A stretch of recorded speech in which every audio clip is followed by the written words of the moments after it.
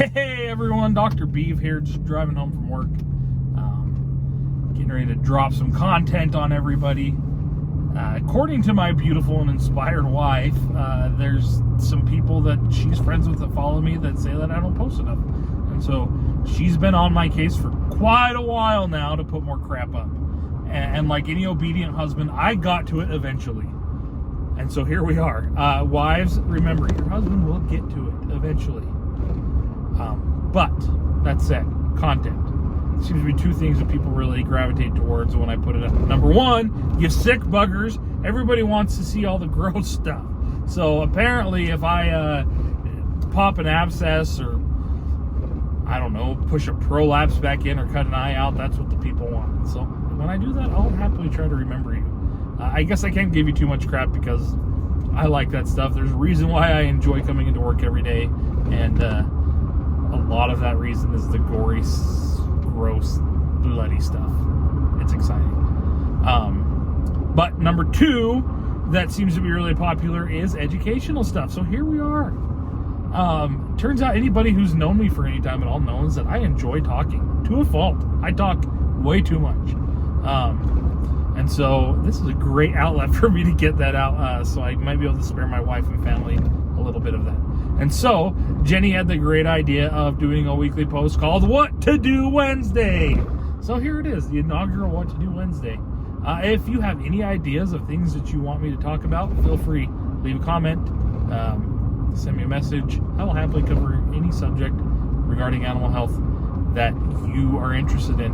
I may not be an expert on that subject, but guess what? I can find it out, and I have some pretty cool friends too that are specialists in a lot of different areas, and so we'll try to do our best to get you some good stuff. Today, specifically, we're going to talk about preventative medicine, which is something that I do an awful lot of. Turns out, if you're the vet for a large agricultural operation, one of your biggest successes in the world is if you can prevent the animals that are there from getting sick in the first place. As pet owners, I think that's probably a major goal of most pet owners as well. Keep your animal happy and healthy and get them to live a good, long life. And so preventative medicine is a great way to accomplish that goal. One thing that I get a lot of questions about is what to do if I'm behind on pet vaccines.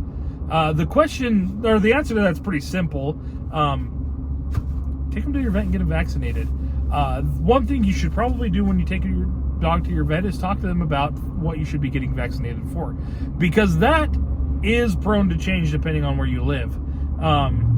For instance, and it can change over time. Here in central Utah, traditionally we haven't had to worry about some diseases that they worry about other places, like leptospirosis.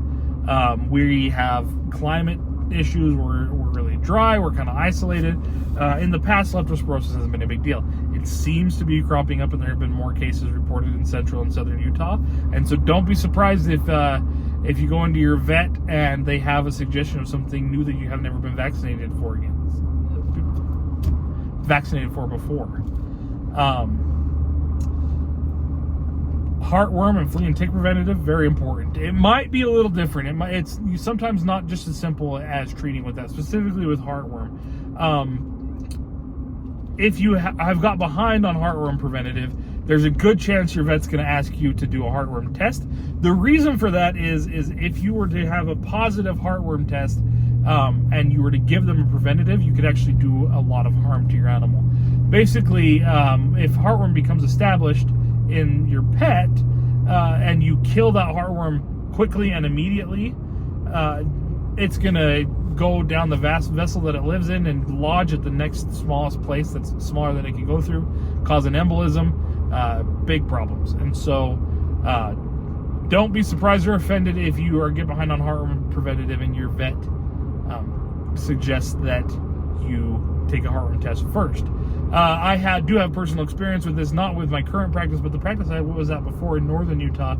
We did have positive heartworm tests come back twice in the time that I was there.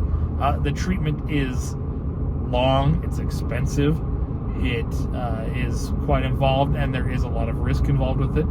And so, yeah, keep up on your preventative medicine. If you get behind, talk to your vet, do what it takes to get back up to date, and keep your pet happy and healthy.